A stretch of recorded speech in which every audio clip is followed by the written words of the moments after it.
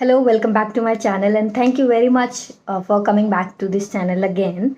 And last time जब मैंने French revolution का पार्ट 1 आपको बताया था, तब मैंने आपको बताया था कि बैस्टिली के प्रिजन पर जब 14 जुलाई 1789 पे लोगों ने अटैक कर दिया, उसके बाद जो राजा था लुइस 16 उसको हार कर नेशनल असेंबली को रिकग्नाइजेशन देनी पड़ी और उसने कहा कि ठीक है, तुम एक सोशल एंटिटी हो और अब से जो मोनार्क है, जो राजा है, उसकी पावर भी ये कॉन्स्टिट्यूशन चेक करेगा।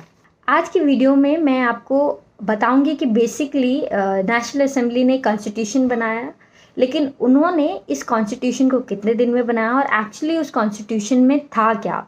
और इस नेशनल असेंबली के रिकग्नाइज होने के बाद जब फ्रांस एक कॉन्स्टिट्यूशनल मोनार्क बन गया था, उसके बाद क्या क्या हुआ, तो चलिए शुरू करते हैं। तो सबसे पहला सवाल कि कॉन्स्टिट्यूशन बनाया नेशनल असेंबली में, लेकिन उसमें था क्या क्या। तो सबसे पहले उसने कई लॉ लिखे। तो उन्होंने 4 अगस्त 1789 को असेंबली में एक डिक्री पास की, जिसमें उन्होंने लिखा कि जितने भी टैक्सेस थर्ड एस्टेट पे लगाए गए हैं फ्यूडल सिस्टम के हिसाब से, वो सभी को ख़त्म कर दिया जाएगा। दूसरा उसमें था कि जो क्लर्गी थी, जिसके पास बहुत सारा प्रिविलेजेस था बाय बॉर्न, जैसे मैंने आपको बताया था पिछली वीडियो में, वो उनको सब कुछ गिव अप करना पड़ेगा। तीसरा था जो चर्च टैक्स लेता था, अगर आपको याद हो पिछली वीडियो से, जिसका नाम था तिथेज, वो भी चर्च को लेना बंद करना पड़ेगा और जो भी लैंड चर्च ने ऑक्यूपाई कर रखा है उसे वो भी छोड़ना पड़ेगा।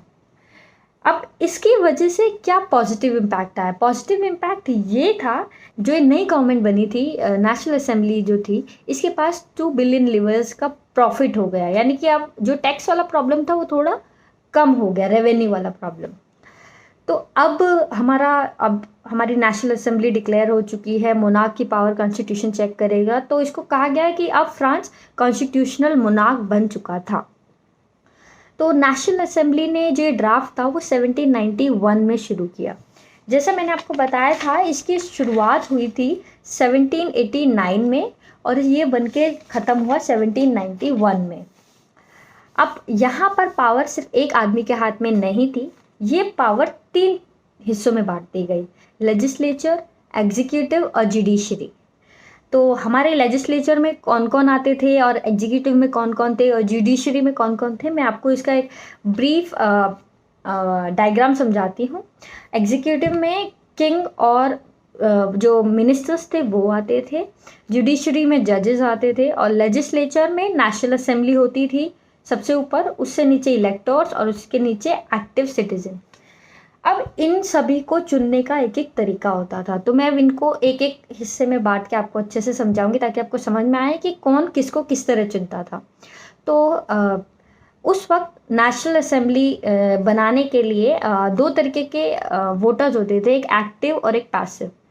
पैसिव को पहले समझ लेते हैं क्योंकि बहुत आसान है। पैसिव होते थे जिनको वोट करना बिल्कुल अलाउड नहीं था, और जैसे कि मैं अब तक आपको बताती आ रही हूँ कि औरतों को शुरू से अब तक कोई अधिकार नहीं मिला है, तो यहाँ भी औरतों को वोट करने का अधिकार नहीं था और उनको भी अलाउड नहीं था, उन मेंस को और नहीं अलाउड था जिनके पास वेल्थ नहीं था, पैसा नहीं था या प्रॉस्पेरिटी नहीं थी। तो बेसिकली 3 मिलियन मेन थे जिनके जो 25 साल से ऊपर थे, लेकिन उनके पास पैसा नहीं था और उनके पास वेल्थ नहीं था, तो इस वजह से उनको अलाउड नहीं था। अब आते हैं आपके एक्टिव सिटीजन। ऑब्वियसली नाम से ही पता चल रहा है, एक्टिव सिटीजन वो सिटीजन्स थे जो वोट कर सकते थे। ये थे 25 साल से ऊपर के आदमी जिनके पास वेल्थ था, एंड दैट्स इट। तो बेसिकली आदमियों को ही वोट करने का अधिकार था। तो लेजिस्लेचर में कैसे वोट किया जाता था? लेजिस्लेचर में मतलब जो नेशनल असेंबली बनती थी, तो जो एक्टिव सिटीजन थे वो वोट करते थे इलेक्टर्स को, जिसमें 50,000 आदमी होते थे और वो 50,000 आदमी मिलकर चुनते थे नेशनल असेंबली के 745 मेंबर्स को। अब एग्जीक्यूटिव में होता थे किंग और पॉलिटिशियंस यानी मिनिस्टर्स। तो जो नेशनल असेंबली होती थी वो डायरेक्ट कंट्रोल करती थी मिनिस्टर्स को और किंग को, चेक करती थी। लेकिन किंग के पास एक पावर होता था वीटो, कि अगर किंग को समझ नहीं आ रहा है तो वो वीटो कर सकता है। और तीसरे last but not the least judiciary को डायरेक्ट वोट किया जाता था एक्टिव सिटीजन्स द्वारा। तो इनके बीच में ताकि पार्शियलिटी ना हो और ट्रांसपेरेंसी बनी रहे।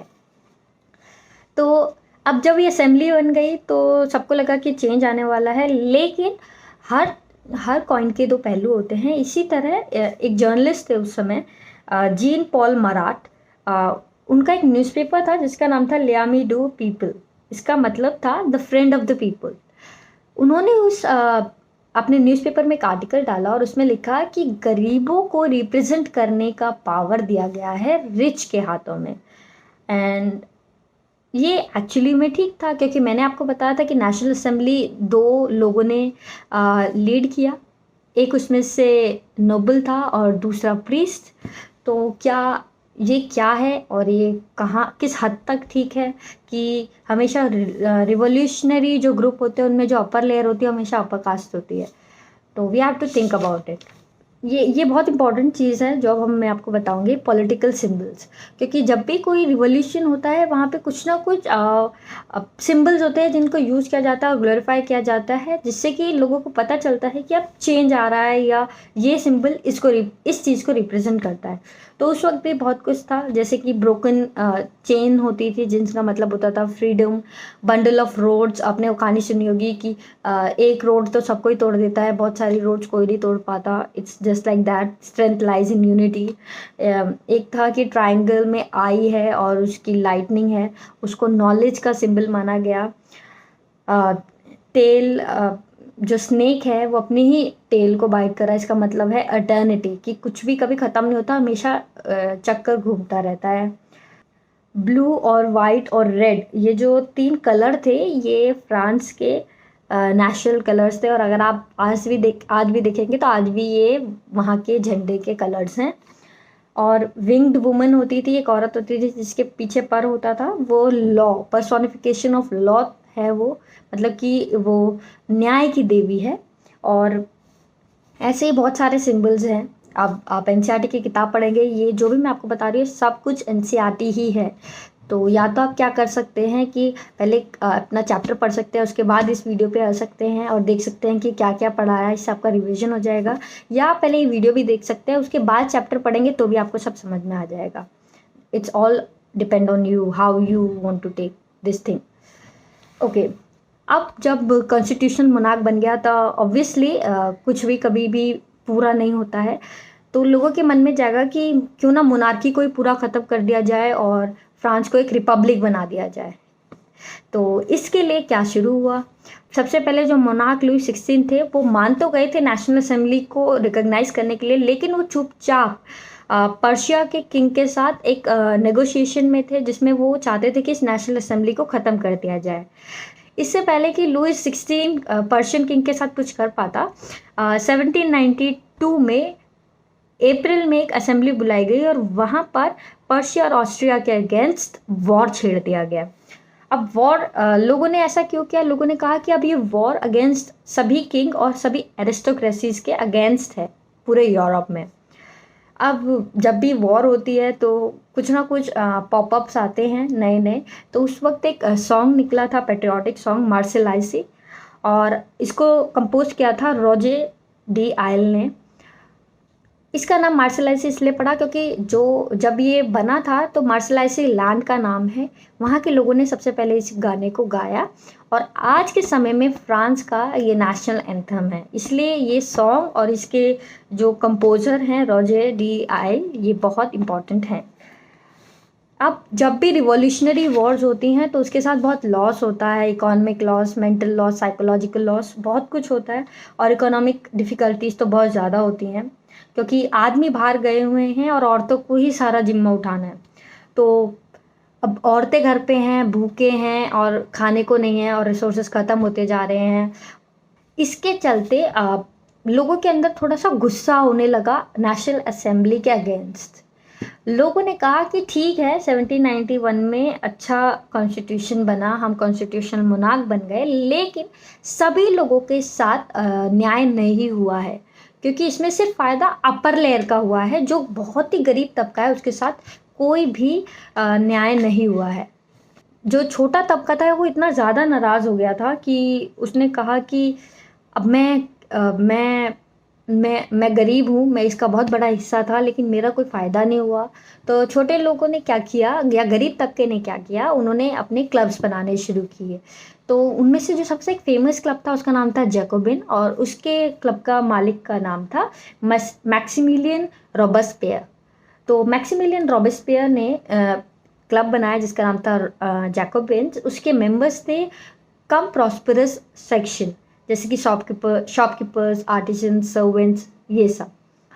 और सबका विद्रोह करने का तरीका अलग होता है, इनका भी बहुत अलग था। इन्होंने ड्रेस कोड बनाया जिसमें ये लॉन्ग स्ट्रिप्ड ट्राउजर्स पहनते थे। ये किसके अगेंस्ट था? ये उन लोगों के अगेंस्ट था जो कि नी ब्रीचेस पहनते थे, जैसे कि नोबल्स अपनी नी तक ही ट्राउजर्स पहनते थे। लेकिन ये क्या करते थे जैकोबिन्स, ये पूरा नी के नीचे तक ट्राउजर पहनते थे और ये अपने आप को ऐसा दिखाते थे कि हम इस फैशनेबल सोसाइटी का हिस्सा नहीं है और हमारे साथ अन्याय हो रहा है। इनका नाम पर इसीलिए पड़ा सैंस कुलोट्स, जिसका लिटरल मीनिंग था दोज विदाउट नी ब्रीचेस। और ये रेड कैप भी पहनते थे, जैसे मैंने पहले बताया, जिसका मतलब होता था लिबर्टी। और अगेन औरतों को अलाउड नहीं होता था, तो औरतें ये नहीं पहन सकती थी, वो सिर्फ लॉन्ग ट्राउजर्स पहनती थी। 1792 में एक्चुअली में हुआ क्या कि जैकोबिन्स मिल गए पर्शियंस के साथ और उन्होंने जो पैलेस पे अटैक कर दिया। उन्होंने उस पैलेस पे अटैक करते और उनकी जो शॉर्टकमिंग्स थी कि अनाज नहीं मिल रहा है, ग्रेन्स नहीं है, फ्लोर नहीं है, ब्रेड नहीं है, उन्होंने वहाँ से वो सारा कब्जा कर लिया। तो अगस्त 10 को सभी ने, इन दोनों ग्रुप्स ने मिलके पैलेस ऑफ टुलेर पे अटैक कर दिया और उन्होंने जो राजा के गार्ड थे उनको मार दिया और राजा को बंदी बना लिया। अब जब आप राजा को ही बंदी बना लोगे तो सबको आपकी बात सुननी पड़ेगी, इसलिए नेशनल असेंबली ने क्या किया, रॉयल फैमिली को प्रिजन में डाल दिया। और रॉयल असेंबली मतलब Louis 16 and the family. So basically सबको मानना पड़ा। और उसके बाद क्या चेंज आया? उसके बाद चेंज आया कि जो जितने भी आदमी थे, चाहे आप पैसे वाले हो चाहे आप पैसे वाले नहीं हो, आपको वोट देने का अधिकार मिल चुका था। सो बेसिकली नेशनल असेंबली ने माना कि पैसा हो चाहे ना हो, सभी आदमी वोट दे सकते हैं। अब जब न्यूली इलेक्टेड असेंबली बनी जैकोबिन्स के अंडर, क्योंकि मैक्सिमिलियन रॉबस्पियर इसका लीडर था, उसके अंडर नई असेंबली बनी और उस असेंबली का नाम था कन्वेंशन। 21 सितंबर 1792 में कोई मोनार्की नहीं थी, फ्रांस को एक रिपब्लिक घोषित कर दिया गया। तो अब आपको समझ में आ गया होगा कि जैकोबिन्स ने बेसिकली क्या किया। जैकोबिन्स ने राजा को टारगेट करके असेंबली को मजबूर कर दिया सबको इक्वल वोट्स देने का, मेन को, ताकि वोटिंग हो। और जैकोबिन का जो लीडर था मैक्सिमिलियन, उसको उसका नेशनल असेंबली का लीडर बना दिया जाए। तो इसी कारण अब जैकोबिन्स की वजह से जो मोनार्की ख़त्म हो चुकी थी बिल्कुल, और फ्रांस को एक रिपब्लिक नेशन घोषित कर दिया गया था। और ऑब्वियसली राजा को पकड़ा गया, उसको सेंटेंस किया गया डेथ का, और उसकी पूरी फैमिली के साथ भी ऐसा ही किया गया, और उसको उसके बाद फांसी पे चढ़ा दिया गया। तो दिस वाज ऑल अबाउट कि कैसे जो मैक्सिमिलियन रॉबस्पियर जैकोबिन ग्रुप के ऑनर थे, वो कैसे नेशनल असेंबली या और कन्वेंशन के लीडर बने, और कैसे फ्रांस कॉन्स्टिट्यूशनल मोनार्क से एक रिपब्लिकन नेशन बना। That's it, thank you very much.